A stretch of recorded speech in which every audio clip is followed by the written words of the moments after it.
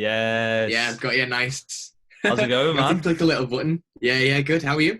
Absolutely amazing. Amazing. Sick. What have you been up to? Not a lot. Just Really, there's loads and nothing loads seriously. of Zoom meetings and working and just trying to keep myself busy. You working from home, are you? Yeah, man. Loving it. You go downstairs, you make nice coffee all day, you got little snacks in the cupboard behind you and stuff. It's boss. But there's good parts and there's bad parts. That's all I can say. Yeah, definitely. But yeah, for anyone who's watching and recognises Joe's face but doesn't know why, it's because Joe is the absolute heartbeat behind what we do every week, gigging. Not only is he Andy's little cousin, but he also comes to all our rehearsals. He helps pack away all our gear. He sets it all up for us. He makes sure that we're all on stage on time. We've got a set list. He's like our unofficial babysitter. The dad. Yeah, and like full-time living legend. Thank you. Makes our lives easier every single gig, especially me. But also, That's what we try. Yeah, Joe is also a sick drummer, and he's just like less than an hour ago released a cover with Cal. Is it less than an hour? Less than an hour? I don't know. I've been in a meeting. Yeah, just over an hour. I've been in a meeting for the last hour, so right. I only seen it like 10 minutes ago. I know, I haven't watched it that much, but I've just tried to push it as much as I could. But it's sick. So everyone, like, Joe can plug it. Everyone go and fucking watch it because it's class. Link in bio. It's everywhere. You can get it anywhere you like. Yeah. How have you been finding this lockdown, mate? It's tough. I think it's starting to take my toll, or take its toll on me. I started to feel it today quite a bit since me and Andy have been going to the gym quite a bit. It's one of them things that, like, you go to the gym when when you're feeling down or you're feeling angry or something, and you just go and take it out on the equipment, and you come back feeling so much better and fresher. But since there's no gym, there's no place that you can go to go and, like, flood your mind, just let go of everything. Really, it's tough just staying in one. It's a good stress release as well, exercising, isn't it? It is. I've been trying to get on the bike. Yeah, I've been trying to do like little bits at home where I can. So like me and George have been doing like little circuit training things in the garden and stuff. Yeah. But I know exactly what you mean. I do Taekwondo twice a week, and now it's like I haven't done any for like 6 weeks. I know, and I'm starting to see everything go down as well. Muscular atrophy, I think it's called. So, like, all your muscles are starting to deflate. Dissolving. I'll end up being stick again. Just a stick man. Starting from square one. That's how it's going to be. Yeah. But how have you been entertaining yourself? Have you still been working and stuff, or? No, I've since I was, well, basically, for everyone that's watching, I work in a hospital doing like clinical, just like clinical reception stuff. And so they might need what's called bank staff. So like if you're like me, 0 hour, say what you want about 0 hour, I don't care. No, let's not leave the politics out there. Just leave that. We're kind of on the side in case we're needed for full-time staff if they go off ill or whatever. And now, since there's no clinics on, we're not needed. So all of the bank staff have been made redundant for a while now, and it's sucks a bit.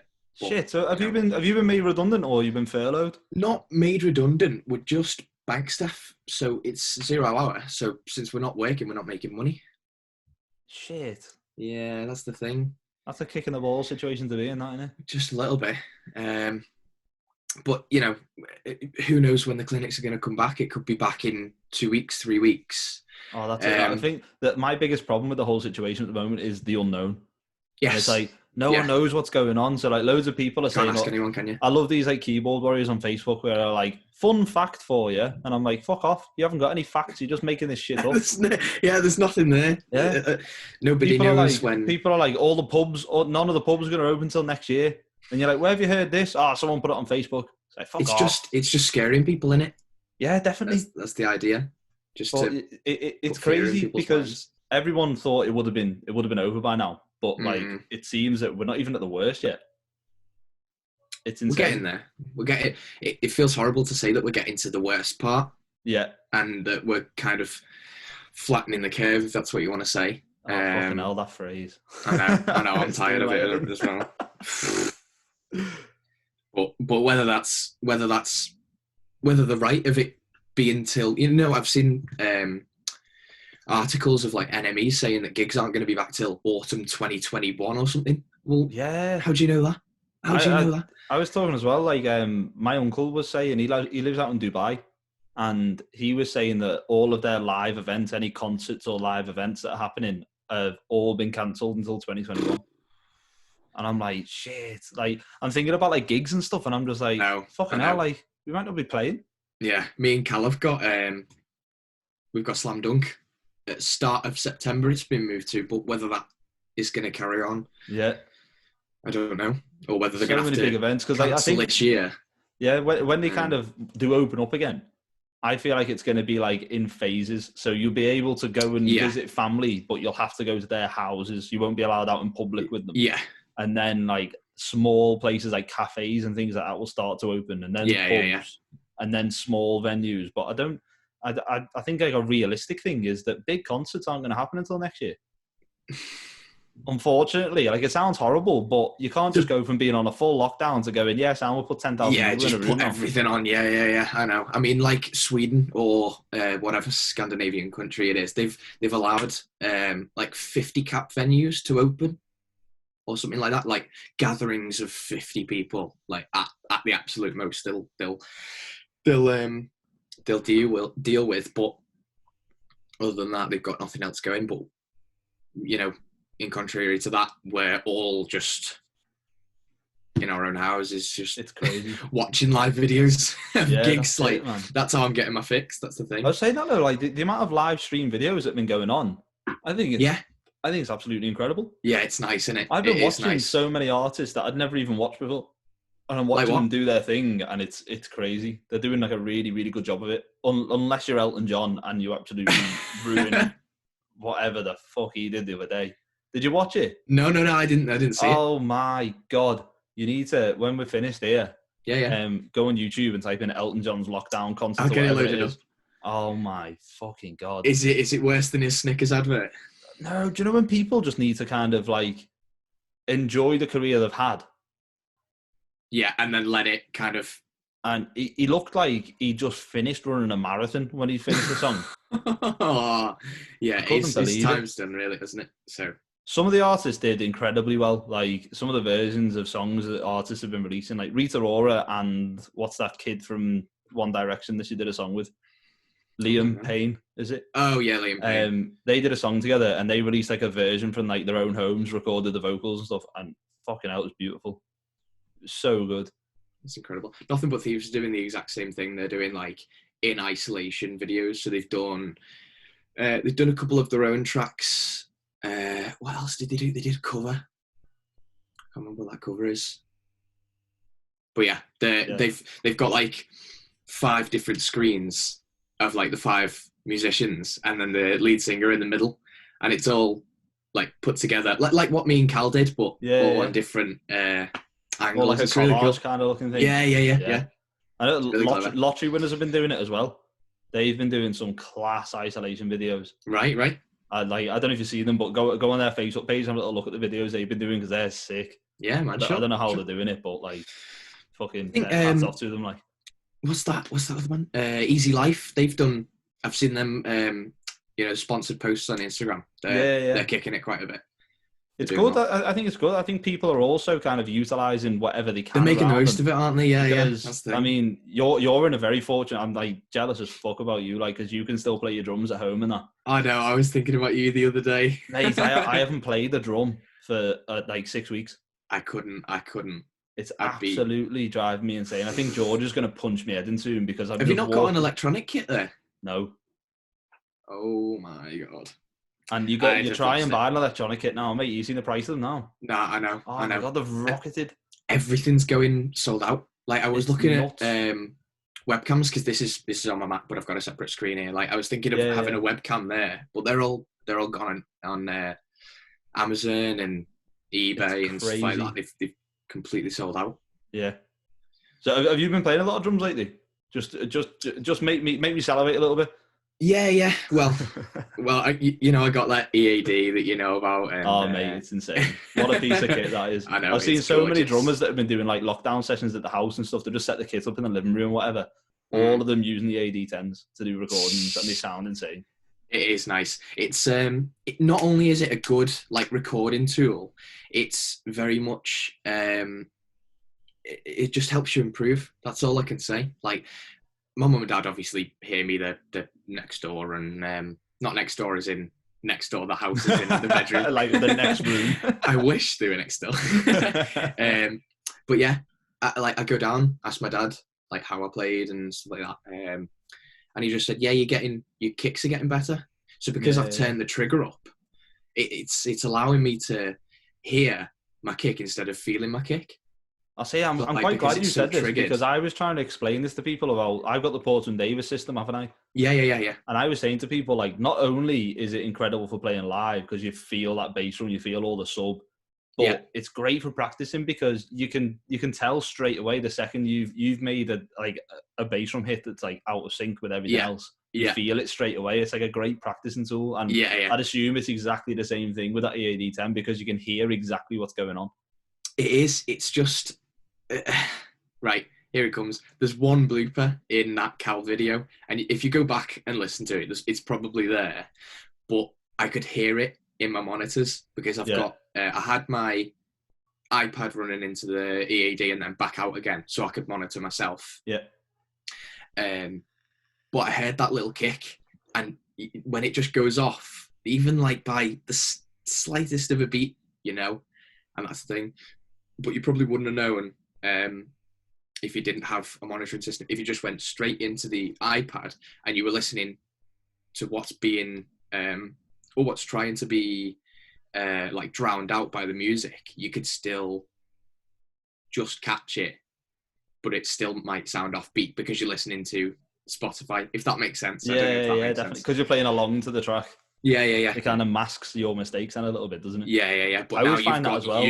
Yeah, it just works. Whenever I do like recording sessions with other artists and stuff, they send over a track to me to play through, and usually they've got some kind of tapped in drums that are on it. Yeah, very basic, because they kind of say like, this is the kind of thing we want. And then I go back to them, I'm like, can I have this without drums? And they're like, yeah, but it might take a while. And I'm like, oh, fucking hell. So I then like record over the top of them playing, trying to monitor myself. And then you listen, you finish the take and you're like, yeah, that feels boss that. And you listen back to it, you go, who the fuck just played this? Yeah, it's so off, isn't it? It sounds horrendous. I know. All the time. And you start like going through your settings on your DAW, you're like, hold on, there's something off here because I sound horrendous. It's never you. It's never you. That's the thing. Blame the computer instead. I wish I could make the computer play it, but I'm not as talented as Mike Siri or someone like that. Oh, mate, his talent is limitless. Did you see the thing he did with Lymph Academy the other day? Yeah, that was him and Sub Blue, and I was just like, how? I was flicking through the stories, and I'm jealous of his brain, the way it works. Same. How he can just sit there and be so, ideas just go straight from his brain into his hands and into the computer. Mine get lost about here, and I just go, bleh, no idea. It's dead funny when we work together because like he's so clever and so talented with music, but the second it comes to like if I'm recording drums, he's just like, well, just do like some standard drum and bass stuff, and I'm like, what do you class as standard here, Mike? Like, I don't listen to drum and bass. I'm just trying to help you out. Yeah, he's like, just play something dead loud and dead fast. And then he'll sit there and he'll just be like, and now just do something like, and I'm just like, oh, fucking hell, okay. I'll play something and he goes, yeah, see, he sounds just like you. Oh, fucking hell. Yeah, go on, I'll go with that. Yeah. It's so, he's so easygoing as well, isn't he? Like, do you want me to do this? Like the most chilled out person in the world. He turns up, you'll do a session and he'll just turn up in like a pair of shorts and flip flops and be like, yeah, Sam, let's go. And then creates his masterpiece. Yeah, exactly. He's like my idea of what I want to end up like, but instead I'm a perfectionist and it just doesn't go well. Oh, mate, it drives me insane. Whenever I'm recording anything, I spend hours and hours and hours. I used to. I've had to like kick myself out of it But I used to spend like a good kind of hour and a half just EQing a kick drum. I love it. I could, but I am trying to. Oh mate, I had to step Dial back from back it on it. so much, and like now I can do like a mix down of a whole track in like 3 hours, and that's everything done. But it took so long for me to go. Everything that I'm doing to this individual track, no one's gonna hear it in the mix anyway, so it doesn't matter. Yeah, but you hear it. That's the thing. But I know what's going on in my head. Like I'm I know. Why does that bass drum still sound like a basketball every time? There's a I'm glad you mentioned that, because there's a podcast that I've been listening to it recently. It's called Tape Notes. I don't know if you've heard of it, but it's on all your podcasts, whatever. But they invite guests in to talk about their albums that they've produced and stuff. So they've done one with Wolf Alice, they've done one with Slaves, they've done one with 1975, just talking through, and they bring the producer in as well. So like how they produced their last record, and they bring in demos, like early demos, how this turned into this, which is like the album track. It's like really clever. And so Slaves were in. Slaves are two guys, but they brought in I can't think what the producer was called. Anyway, because Slaves have got, they've got the kick drum and the snare. He just stands up and drums, doesn't he? Yeah. They have tuned the bass drum to the key of every song for every song on the latest album. Fucking hell, see, that's too pedantic for me. Like, it's too much. But if you want to do it, it's like if you're gonna do it properly, 100%. Yes. But I'm also like, they've done it properly. I haven't got the hours in the day or the capacity in my brain to deal with tuning kick drums to keys for songs. Fuck that. No, it's their job in it. So I always do it to take the piss. Whenever the lads are tuning their guitars, I'm on stage just like pretending to tune me toms, like just to look like you're doing something. I do the same. Yeah, or just start literally like flick through the set list on the SPDSX. Just flick through the set list on repeat, just to make it look like I'm doing something, so I don't just sit there like this. But it's rare that drummers are ready before guitarists. Oh mate, it's like my setup's not massive though, so like I try and keep it quite minimal so that I'm not taking up everyone's time. As much as I use like a few extra little cymbals and stuff, and I have like a hybrid kit set up as well. Yeah, it takes no time at all. Like, yeah, it's not that bad. Your hybrid's only like 3 instruments. Yeah, I just have like the SPDSX on my left, and then I've got an electronic kick next to my main kick pedal. So just to sit underneath the floor tom, and then I have a pad at the side, so I can play like a full electronic setup and a full acoustic setup at the same time as well. It's like the best of both worlds. I kind of stole the idea off Paul Walsham, who drums for a band called Hertz. He's a fella from Liverpool, known for a few years, and he used that same thing for his setup. And I quite just like the look of it. And when he started playing the electronics, I was like, there's no adjustment needed really. It looks quite comfortable. So I tried it out. It felt weird at first, but the more I do it, it's like if I don't have that electronic kick there now, I'm like, fucking hell, something's missing here. Yeah. You just get used to it, and it's easy enough to set up as well, isn't it? So yeah, it's not like a whole nother kit that you have to take on stage. That's it. I couldn't be bothered with that. Some drummers, like I look at some of them, they turn up to play a pub, and they've got like a full rack with like 4 toms up top and 2 toms on the floor, a big gong drum at the side, and you're like, fucking hell, you're playing a boozer that holds 80 people. It's sometimes it's too much, I do have to admit.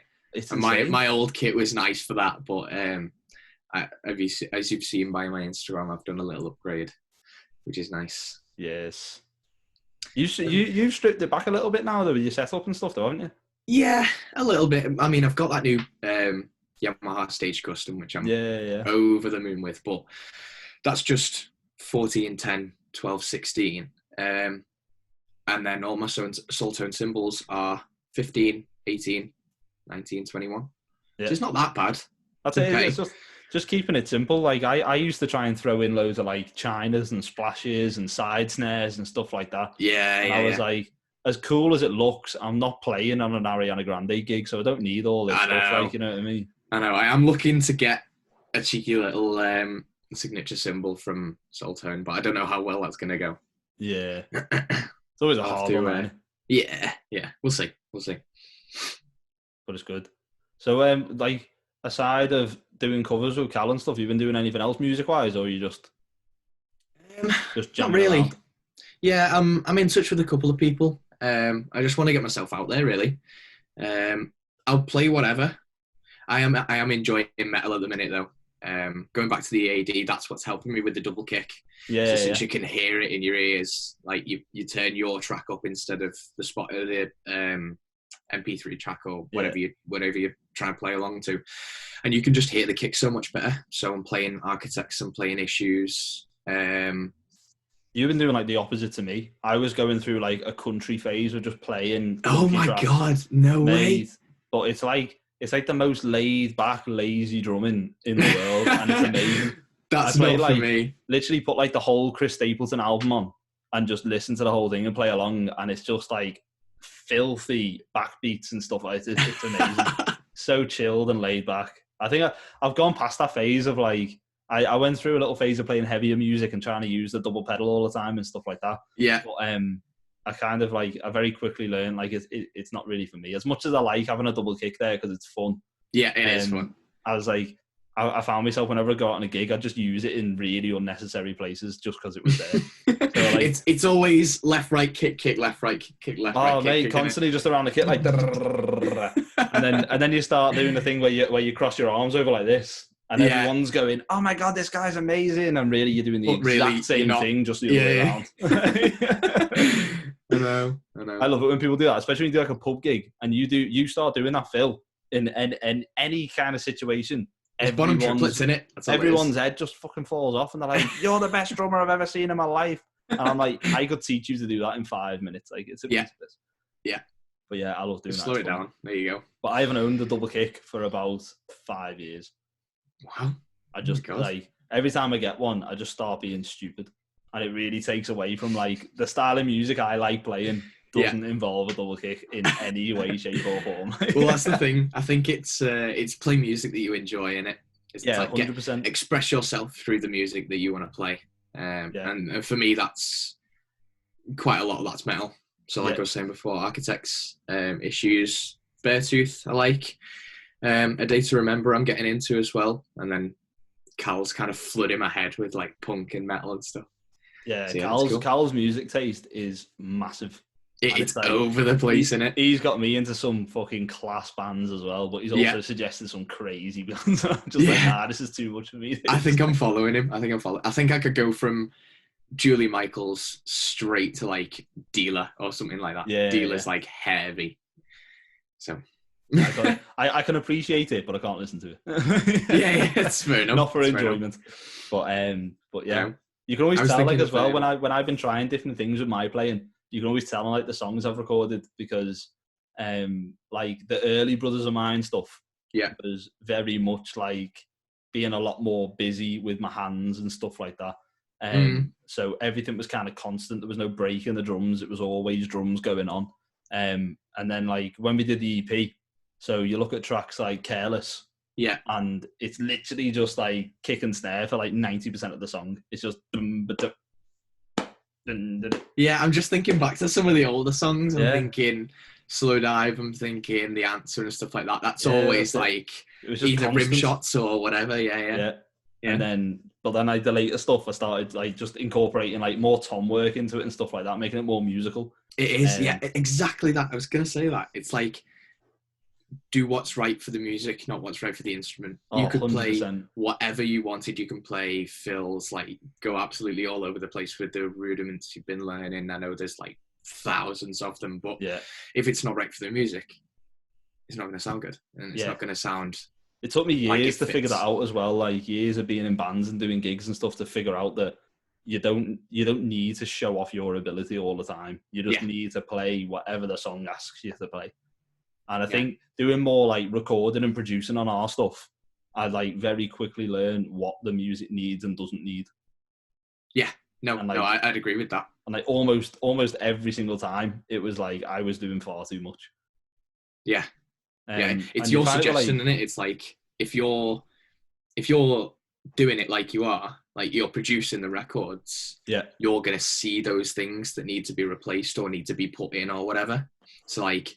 You'll always be listening back to it and it'll be in your head and it'll drive you crazy, but still you'll go, oh, that needs a something in there, or that needs something over here, or Yeah, whatever. and you can always do little overdubs then. And Yeah, I always say like Clean Cut Kids music. If you listen to what Ross is playing, it's like I would never in a million years think to play that little on a song. yes, But yeah, every single time it's like it comes to the chorus and he's still just playing like that closed hi-hat groove underneath the yeah, chorus, and he lets everyone else kind of build it. And I'm like, I always do it the other way around. So when it comes to a chorus, I make myself bigger as well with bigger sounds. yeah, And yeah. sometimes it doesn't need it at all. You've got my mind thinking there. That's a really good point. That It's I'll great. always remember the first time I saw Clean Cut Kid, and when they played Brother of Mine, Mike went off with a solo, just went off with the solo Absolute. on Brother of Mine, He just and melts your face Ross off when he does it, just doesn't he just stays in that 3/4 rhythm. he? It's Yeah. just bonkers. How do you stay there? It's just like he's just dead comfortable in that zone, isn't he? Yeah, And he just does it so well. And I think obviously Mike has a big say on their music because he produces it and records it and stuff. yeah, But yeah, being that disciplined to just mm-hmm. do that little is definitely more of a talent than being able to do It everything. is. It is. Yeah, there's a video of that guy on Facebook, and have you seen it with the someone asked him what's the difference between a bad drummer and a good drummer, and he brings up Ringo Starr, and it's like, yeah, you can play Ringo Starr like flat straight to the beat, but if you play anything other than that that doesn't fit the music, you're not a good drummer because you Yeah. don't know what the music sounds like or what the music needs to push it forward. It's interesting that because I watched I never used to rate Ringo at all when I first started drumming. I was like, nah, he's boring and blah blah, like just being just naive. Yeah, And when I started working in the drum shop in Liverpool, I got to talk with loads and like hundreds of drummers, and every single one of them was just like Ringo Starr, the best drummer ever. yeah. And I was like, where are these getting this information from? Because I can't hear it. And the more I started like researching into the Beatles music and the way that Ringo played each song, I was just like, oh my God, this guy is incredible. And if you try and replicate it, it's so hard. You won't. There's no way you can. Because What it's was him. it? It was Ticket to Ride by the Beatles. If you listen to that tune and what Ringo plays, you're just like, it's just like this linear beat between the kick, the hats and the snare. And it's like nothing is played at the same time ever. It's all linear. Yeah. And it's like, what the fuck? Like, Yeah. How did he think of doing that? And it was purely just like the song just called out for it, so he did it. Yeah. That's one guy that can read what the music wants. And yeah, definitely. If you ever want to know how to read music, look at Ringo Starr. Simple as that. 100%. It's bonkers. He's amazing. I know.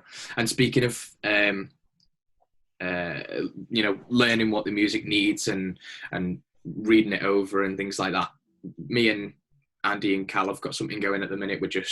Andy's just writing for the fun of it because we've got nothing better to do, and so is Cal. He's a machine, isn't he? He is. So he's just sending over things, just like what we can do. And so I played what I thought it needed, and then he was like, "No, bring that back." So it just came out as egg shaker, kick, and snare. Yeah. And then on the top of that, I was like, "Right, I've got some felts. Do you think that ending, that outro needs some felts or some cymbal washes?" And we were a bit torn. But then when you look at it and look exactly what the music is after, it doesn't need it. Yeah. Like you don't need to include layers and layers and layers of things. It can just stay as one. Yeah. Andy's a sucker for that as well. He because his brain just doesn't stop. Yeah. So when he's writing a song, he'll write a song, and before he's even finished writing one part, he's written 3 others. Yeah.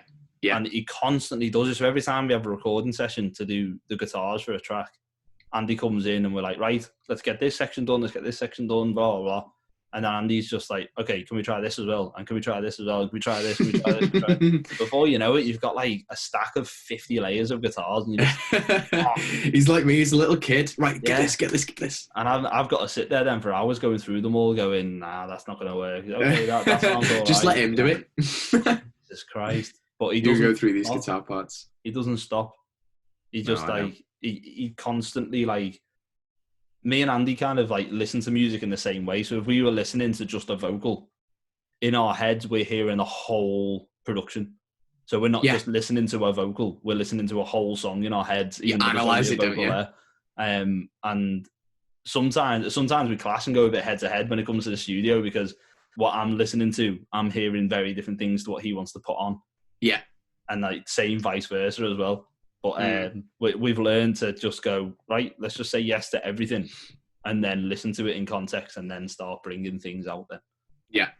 Yeah. And that's where it helps to have, Cal and Chris that might just be the external voice that thinks, The right, voice yeah, of I reason. think, yeah, exactly. Yeah, Chris is definitely. that, isn't he?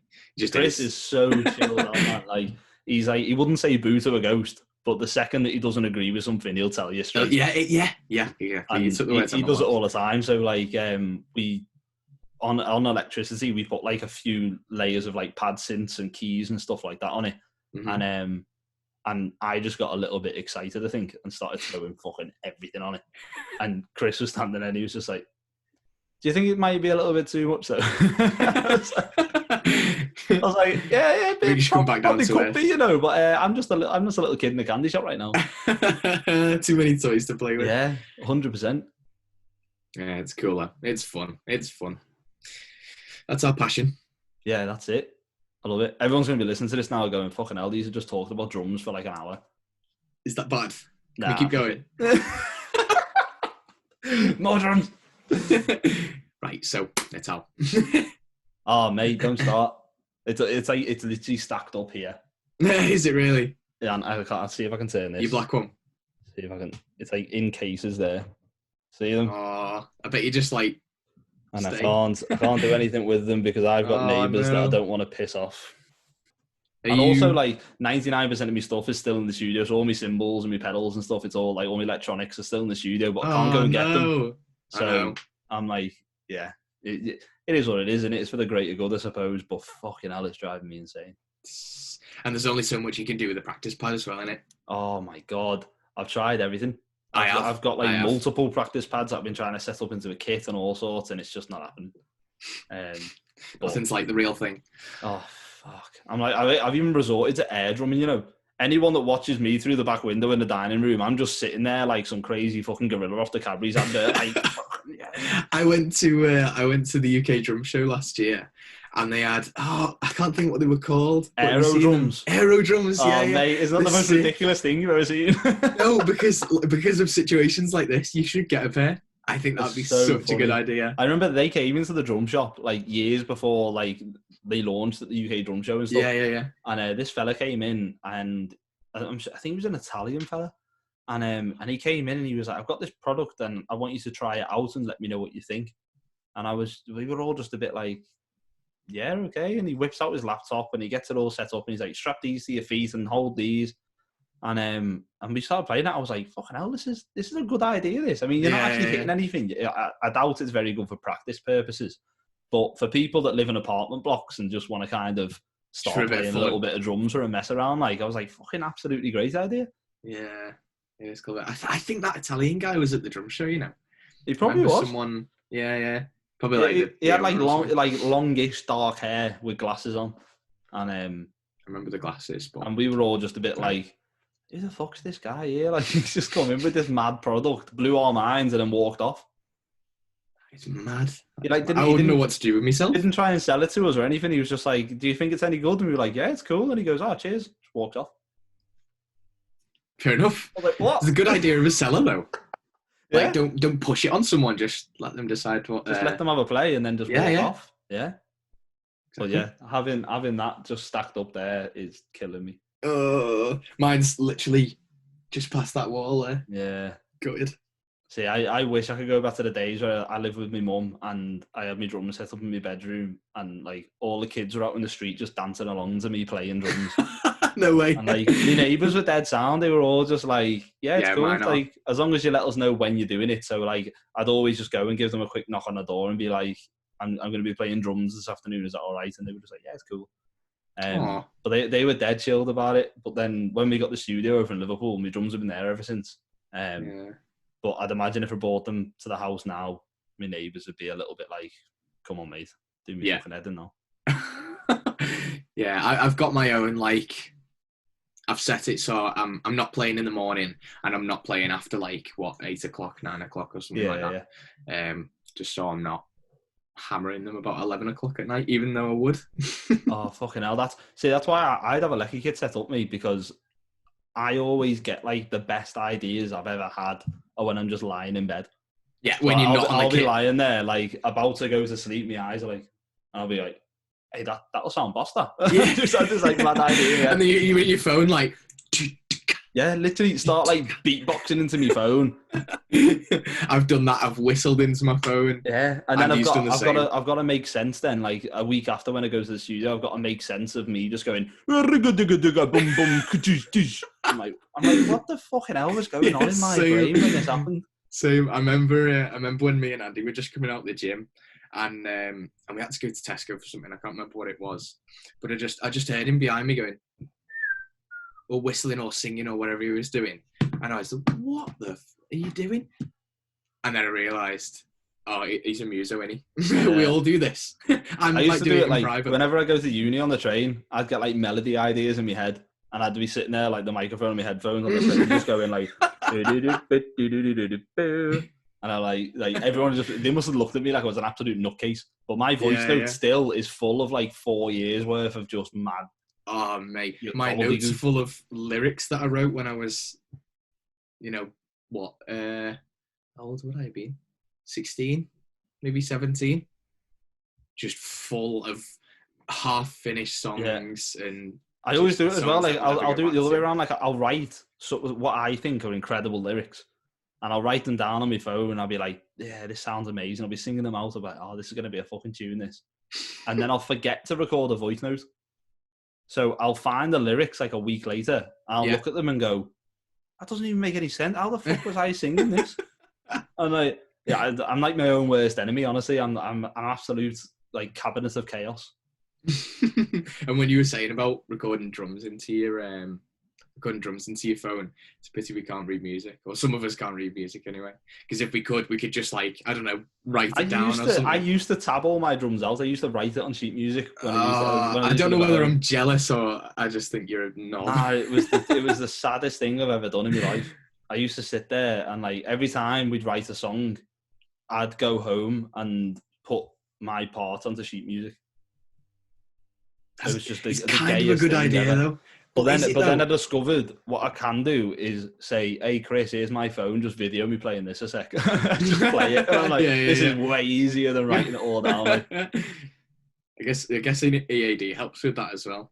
Like if I got an idea, I'd just sit there, just like I'd know exactly where I was going to play. And then, like, you've got to keep it in your head. So I just run to my drum kit. Yeah, just record it down. I have been looking at doing something like maybe getting, some of them Remo silent stroke heads? Oh, yeah. Getting some silent strokes set up on a kit and some like low volume cymbals. And Media are currently, like the company I'm with, they're currently talking about doing a line of what they've called quiet cymbals. So the immediate quiet, and it's basically like the Zildjian L80s or whatever they're called. Yeah. Like the low volume cymbals, but they're still made out of B20 alloy. So you're still getting the tone of an actual cymbal because it's made out of the same material. It's just the way that they've laved it and drilled the holes makes it quieter. So that's quite nice, actually. You're still paying like near enough top dollar for a set of cymbals because they are still the same material that the other cymbals are made out of. So I was looking into maybe doing that and having a little setup at home because I'll be able to play whenever I want them pretty much because the volume's so wouldn't disturb anyone, will it? So yeah, and where I live, like the room that I'd set it up in is it's just to the alleyway of our house. We've got no neighbours that side. Like we're semi-detached, right? And then the neighbours on this side, it's got to get through like our staircase, their bathroom, their staircase. And and then it just rumbles, doesn't it? There's not a chance they're going to hear it. Like so. I was looking at doing something like that because I can't go through this again. It's driving me insane. I know. It just depends on how long it's going to stay for as well. How long we're going to be trapped in our homes for. But mate, it's crazy. It's good though. It's definitely good. Like I'm yesterday, me and George spent like 5 hours out if anyone from the government is watching this, it was totally essential. Oh, yeah, it definitely Yeah, it wasn't was me. 100% essentials, and we were combining exercise as well. He was stuck in a queue the whole time. Yeah, so what we did is we went out and we bought loads of flowers for like our family members. Right. So I went round to like my nan's house and dropped some flowers off at her doorstep, rang the doorbell, and then walked to the end of the path and like had a conversation across the garden, dropped some flowers off, and then did it for my grandma, did it for my mum. We went to George's mum's and George's dad's. And I was like, I would just like, I think me and Georgia both had a bit of a down day yesterday where we missed people. And we were like, fuck it, let's go and make a little bit of a difference then. Let's put a smile on the face. And it was amazing. Like, doing it felt amazing. But I almost cried every single time because I couldn't hug them. Yeah. I am such a big hugger. I mean, every time I see you, just give you a big hug. Every time I see the lads, it's a big hug straight away. Yeah. I am a massive hugger. I'll hug strangers, me. I'm not bothered. But yeah, seeing my family from across the path and not being able to hug them, it was heartbreaking. Yeah, I bet. Well, at least you're getting out and doing some good for the world. I mean, I live just by Wiston Hospital, and there's on every road coming up to Wiston Hospital, there's a thank you NHS, like kind of chalk engraving into the road. Yeah. And it's just sick. Like someone's been able to do that and go out and, you know, thank the hundreds or thousands, I don't know how many people work in that hospital, but it's got to be a lot. But thank all of them for what they're doing for everyone. It does make a difference as well. Like I said, it's like, even as simple as like, obviously the NHS and the key workers are doing a phenomenal job and will forever be in debt to them for this. But I was thinking like the little unsung heroes as well. So I went to Aldi yesterday and there was a guy outside with disinfectant spray and kitchen roll. And what he was doing is every customer that would leave the store, he'd ask them to put their trolleys on the right-hand side of him. And then everyone that was coming into the store had the trolleys in the bay. So he'd be cleaning every single trolley and then putting it back. So customers are getting clean trolleys then. Yeah. And when I took mine back to him, I just said, like, thanks very much. And I was like, thank you for everything you're doing as well. Like, it's not unrecognised. And he was just, he was overwhelmed. He was just like, thanks so much for that. He's like, you're like the first person that's thanked me today. Yeah. And I was like, what the fuck? Like, it's just like simple manners for people. Like this fella, he doesn't have to do that. No. He could just provide you with the spray and say, clean your own trolley. Yeah. But he wasn't. He was standing there and he was like, customers that were coming in, he was asking them, he was like, do you want a trolley or a basket? And if they said a basket, he'd clean the basket handles down and give them the basket then. I was like, what a fucking It's got to be like thousands of people going into that store like per day. Every single day, yeah. Like asking them the same question and then wiping the same trolleys and baskets down. All it takes is just for one thank you and just appreciative comment just to be like. Well, that's it. I've started like, I mean, this is probably like my own problem of just having a little bit of ignorance in day-to-day life. But I've really, really started to appreciate like them people. Do you know that them people that you don't think really matter that much? Yeah, like you said, the unsung heroes. Yeah, in times like this, they've absolutely shone above and beyond most. Yeah. And it's like, I feel like coming out of this, I've definitely got a different outlook and like a more positive outlook on everyone. So like, no matter what you do or what you don't do, like everyone's got their purpose. Yes. Yeah. It's great. I'd agree with that. I've started to really try and like pinpoint positives to take from this because the world is so negative at the moment. I understand people are struggling and I feel for them, but I feel like to keep myself occupied mentally, I'm really starting to like pull out all the positives and like praise them for it instead of focusing on the little negative. Because it only takes one negative to ruin all the positives of your day, doesn't it? Yeah. Well, if you can just build that positivity up and then just, you know, kind of, you know, when you like, if you were to get home from work and just say, oh, this fella or this woman really made my day today. They said something really nice to me or whatever. Yeah. And then like from that employee that you've made happy, it'll go to their families and then, you know, they'll become happier because they've learned about someone being nice and then they'll probably pass on the positivity. And it's like positivity makes positivity, doesn't it? It does. It's like one small act that you do to one person can affect like them and their whole family. It could lift the whole mood of everyone for that evening. Good. And it's great. But like loads of people are pulling together. Like I'm part of the round table, and we've been doing like collections for families that are very vulnerable during this time. So if they can't provide for the family because they've been laid off in their job and they've got kids to look after and stuff like that, we've been getting donations from supermarkets and delivering these like food packages it'll do a family for a week, so a family of 4 for a week. Incredible. And we like deliver it to their houses and stuff. But seeing the amount of appreciation that they have when the lads are delivering these things is incredible. Yeah, it is. It is. I feel like everyone has got like much more appreciation for the smaller things in life. So like it doesn't really matter anymore what car you drive. No, it doesn't matter. Like it's a big reality check, yeah, in it. Doesn't matter how big your bank balance is, because like we're all in the exact same situation now. Yeah. None of us can go and do what we want. Like all these like millionaire celebrities that are like big musicians that tour the world all the time, and their Instagram feed is just full of like rich. And it's all sort of like, well, then you're in the exact same boat as us now. You're just stuck at home with no income, and that's it. Well, the thing is, their home covers like 3 acres, but still. I've seen a couple of them moaning and stuff, and I'm like, I wouldn't moan once if I was stuck in a 14 million quid mansion. You know, I'd be absolutely sound. I know. I'd be sitting there in my pool like, yeah, this is fucking easy. This, no one's bothering you. No paparazzi are at your door because they can't fucking leave their house. Yeah, you'd go from your pool into your gym, and then probably hit the steam room, and then probably the games room, and then go and watch a film in your cinema room. Yeah, and then cry. But I've got a ladder, and then I've got a shower next door. Yeah, it's mad, isn't it? Yeah, it is bonkers. I'm like, I've got my house, but there's not really a lot you can do in it. It's just like, it's just a couple of rooms in it. Yeah. I'm lucky in this. I've got Georgia as well here, and she's keeping me well sane. Like, oh, I know. Me and Ellie are keeping, we're keeping tabs on each other. We keep in check. Yeah, you have to. Yeah. Shouldn't even do it. Like I know a couple of people now are starting to like keep with the social distancing regulations. So they're keeping like 2 meters apart or whatever it is, but starting to like see people and go on a walk with them, but from a distance. Yeah. And things like that. And like, I feel like as long as people are strict with it, I feel like that's the best idea, because some people are that they're on their own all the time, and you can't sit on your own all the time. It's not good for anyone. So going and meeting up with a friend, but not having any contact, like physical contact. So maybe you walk on one side of the road, they walk on the other.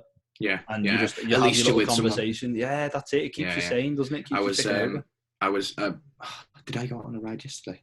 Anyway, I was sat in the garden doing whatever, and we've got a lovely little lady called Doris, who's one of our neighbours, just the sweetest little old woman, and we heard her daughter was over, and I was just like, do you know what? It might not be the thing to do. It might not be in one of the rules that you can do, but it's the right thing to do, isn't it? Yeah. To go and check on your mum who lives on her own, who's elderly, and she hasn't got anyone to talk to.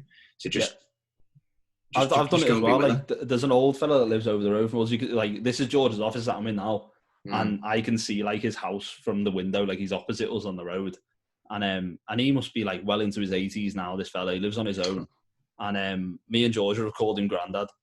So every morning, I'm like, I see his blinds move, and I'm like, oh, Grandad's in. He's all right. But every now and then it must be his granddaughter that comes, and she knocks on the door, he opens the door and he goes in, and then she follows him in, so they must be keeping like a social distance within the house kind of thing. But she goes around like visits him quite a lot, and I feel like it's helping him, because the first week I've never seen someone go to the car so much in my life. He was just leaving the house, going to his car, like sitting in the car for a minute and then coming back out again. Then he'd go out and lift the bonnet up on his car and check his windscreen wash and stuff like that. Do something, like, fucking hell, he's going insane already. I know, I felt like that a couple of days ago. But Georgia will wake up at like 5 a.m. to feed the cattle or something. And like Grandad's light will be on, and George was like, "Oh, Grandad was up at 5 this morning." It's funny.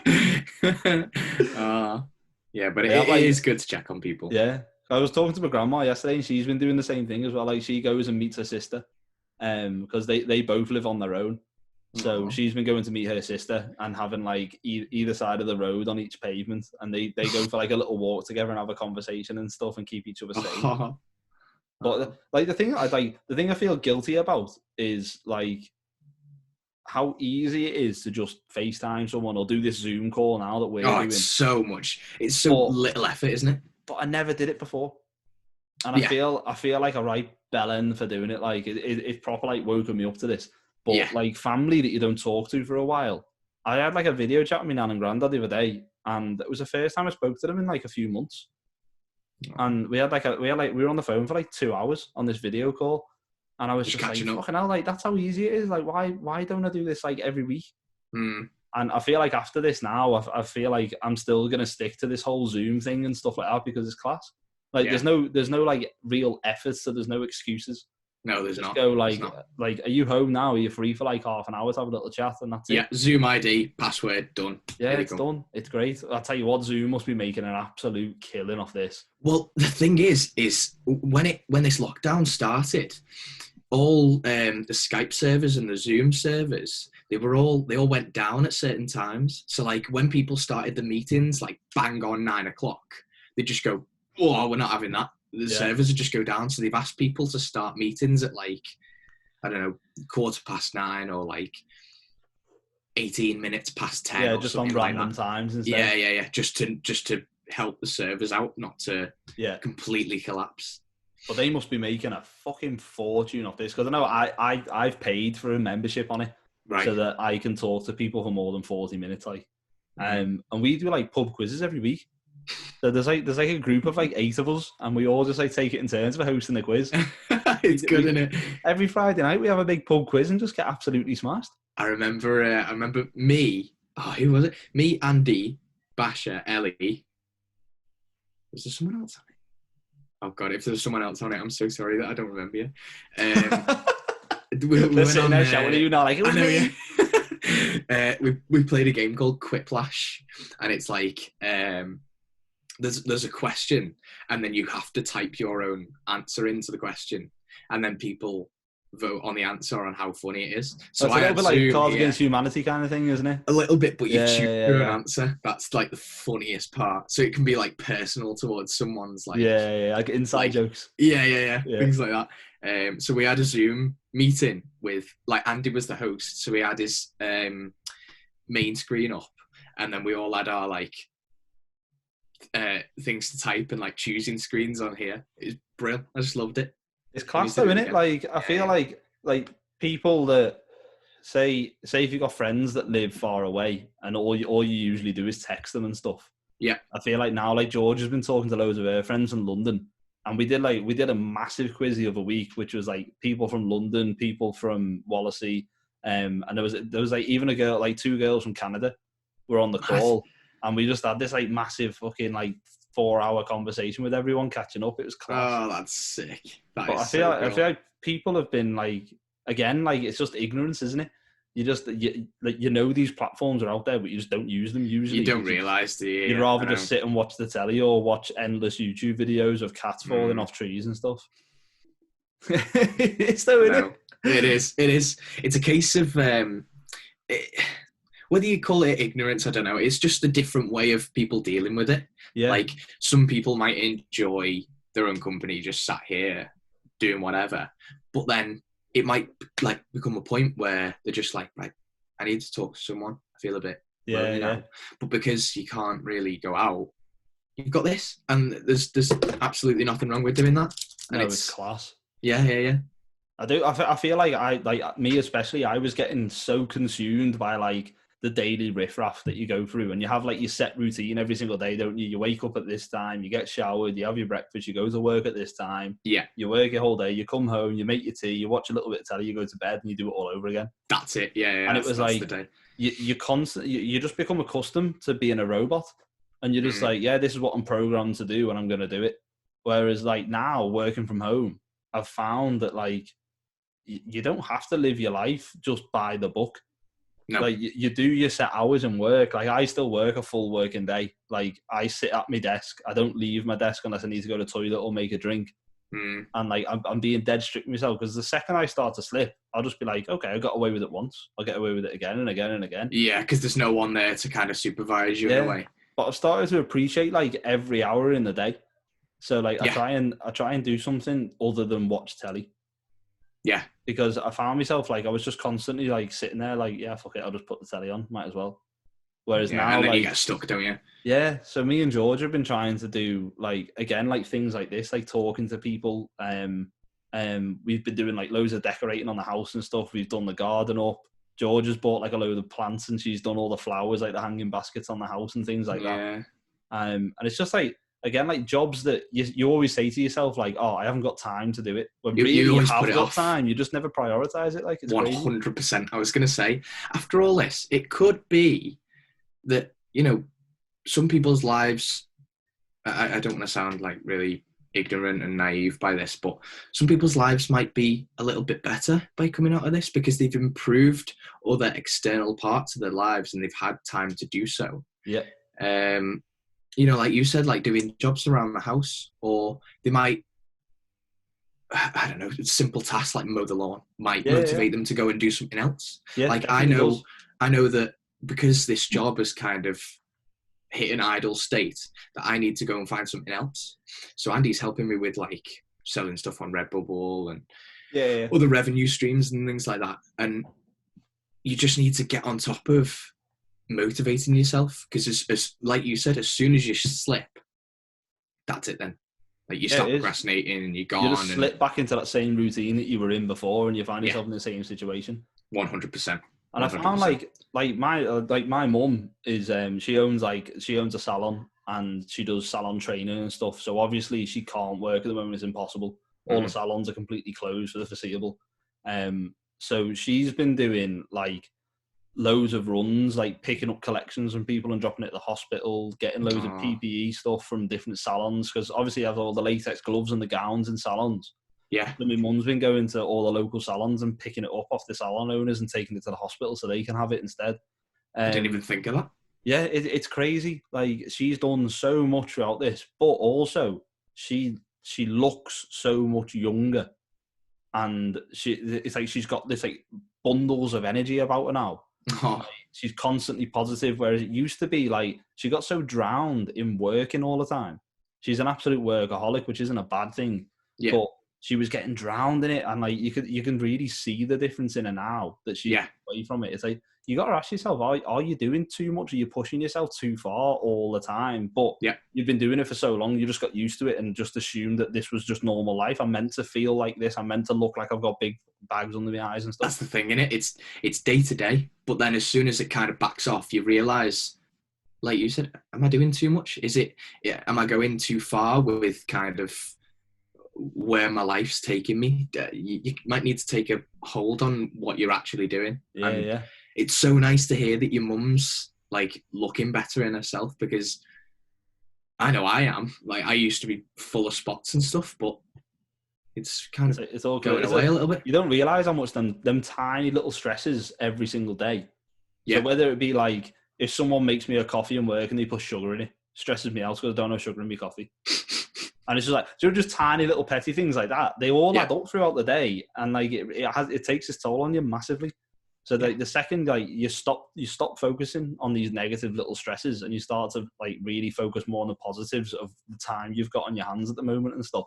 It really does. Like it like clears your body out completely. It's amazing. Does yeah. It makes you appreciate what's going on around you as well. Yeah, and I think 100%. a big part of it for me is meditation. So I'm. I was going to come on to this in a minute. Do you do meditation? Yeah. Because I've been like, I've been watching like quite a lot of podcasts lately, and they were saying like, there's a few guys that I'd never in a million years think were into meditation and stuff, and they're all saying like they meditate every single morning. They do like morning yoga and stuff like that. So I've started doing morning yoga. So I come downstairs at like 7 o'clock in the morning, and I don't start work till 8. So I do like a 40-minute yoga thing in the morning. And I wish you could get up at 7. I feel like so much more focused though. It's like obviously it's good for your body and stuff, but fucking it's so good for your mind. And I've been looking into like different meditation things, but fucking hell, there's so many. There is. And it's like, what do you do? What do you do meditation wise? So what I've got an app called Balance, and I don't know at the minute if they've still got an offer on that I got, but they were basically doing a free year. So like you get If you don't subscribe to them, you get like a certain amount of like episodes to go through, like a foundation course to get Yeah, into yeah. like guided meditation.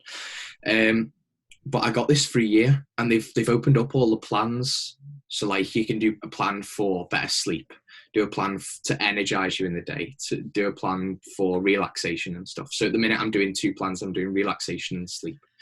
So that might take you through 10 days, and it just teaches you different things. So like of a night, I'll sit on the floor just like in complete darkness and just listen to what's going on, and listen to the meditation thing, and it helps you kind of, you know the feeling where you're lying in bed like trying to get to sleep, but your brain just goes just trying to go Every mad. single night. Yes, this will help, because before you go to sleep, you'll like, sounds odd and like cliche and stupid, but you'll scan your body. So like you'll see how your head feels, you'll Yeah. see how like your jaw feels, you see how your hands feel, and like you go down your You body. go through every element and make a conscious effort to feel it. Like, Yeah, exactly that. Like, does your forehead feel warm or whatever? And it does sound stupid, but it works, because you're not focusing on those thoughts and stresses of daily life. You're just thinking about what you're feeling like, yeah, physically, and it helps. You just fall asleep like that. yeah. Because I'm really skeptical on everything. Like, I always question everything. Yeah. I don't know why. It's just drilled into me. Like, I never just believe something straight away. I'm like, nah, that's not possible. That. So everyone has been saying like meditation really does help. I'm always been a bit like, yeah, does it though, or is it Yeah. just you? And I, like, obviously, like I've started to pay more and more attention to it now, and I'm like really considering trying to give it a go. Like, It is interesting. It really is, and it's like 10 minutes a day. yeah, it's fuck all, isn't it? Yeah, exactly.